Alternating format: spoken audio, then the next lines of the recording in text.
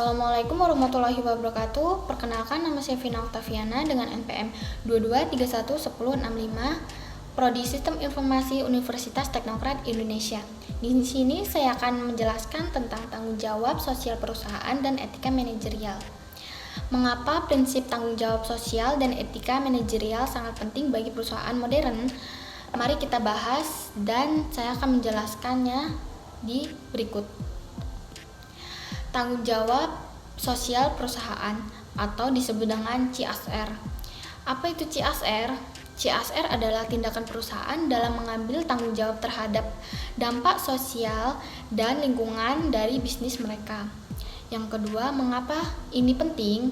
CSR dapat membantu perusahaan membangun hubungan baik dengan masyarakat dan memenuhi ekspektasi konsumen yang semakin meningkat.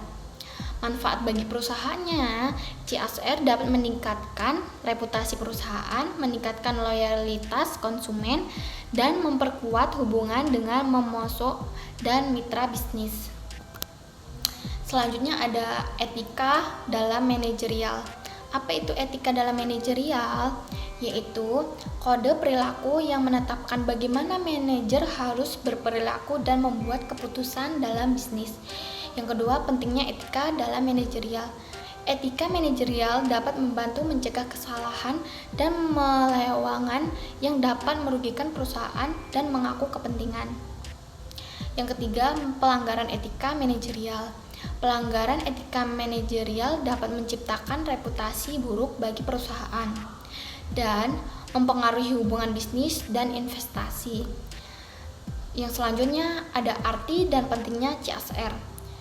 Pentingnya ada kesadaran lingkungan. CSR dapat membantu perusahaan mencapai keberlanjutan lingkungan dan meminimalkan dampak negatif pada lingkungannya. Yang kedua, keterlibatan sosial. CSR dapat membantu perusahaan memperkuat keterlibatan sosial mereka dan meningkatkan dukungan masyarakat. Yang ketiga, inovasi. CSR dapat memotivasi perusahaan untuk menciptakan inovasi yang menciptakan nilai tambah sosial dan lingkungan. Selanjutnya ada manfaat CSR bagi perusahaan. Itu yang pertama, meningkatkan kepercayaan. CSR dapat membangun kepercayaan konsumen, memegang saham dan karyawan dapat terhadap perusahaan, yang dapat membantu menghasilkan keuntungan jangka panjang bagi perusahaan. Yang kedua, menarik bakat terbaik. CSR dapat memotivasi karyawan untuk bekerja untuk perusahaan dan dapat membantu menarik bakat terbaik untuk bergabung dengan perusahaan. Yang ketiga, ada memperkuat hubungan dan pemasok dan mitra bisnis. CSR dapat memperkuat hubungan dengan pemasok dari mitra bisnis, menciptakan kesinambungan dalam rantai pasokan dan membantu meningkatkan reputasi perusahaan secara keseluruhan. Selanjutnya ada implementasi CSR dalam praktik bisnis. Yang pertama, membantu rencana CSR. Langkah pertama dalam implementasi CSR adalah membuat rancangan jangka panjang yang mencakup tujuan jangka pendek dan jangka panjang serta tujuan spesifik untuk masing-masing kategori. Selanjutnya, transparansi.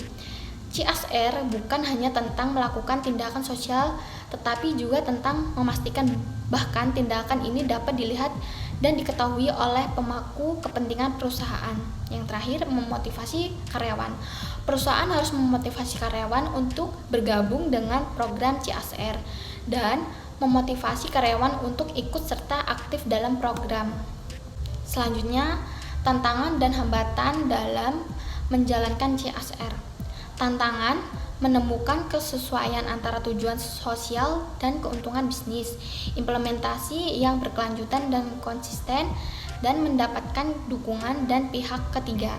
Hambatannya, catatan biaya tinggi, desentralisasi organisasi, dan yang ketiga, lingkungan perusahaan yang bermusuhan dengan tindakan sosial.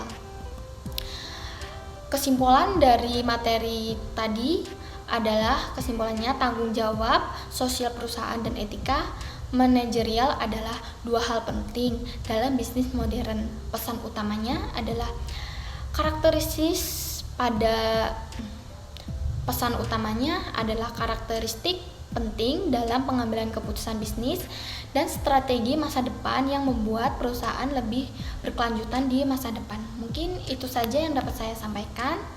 Saya akhiri. Wassalamualaikum warahmatullahi wabarakatuh.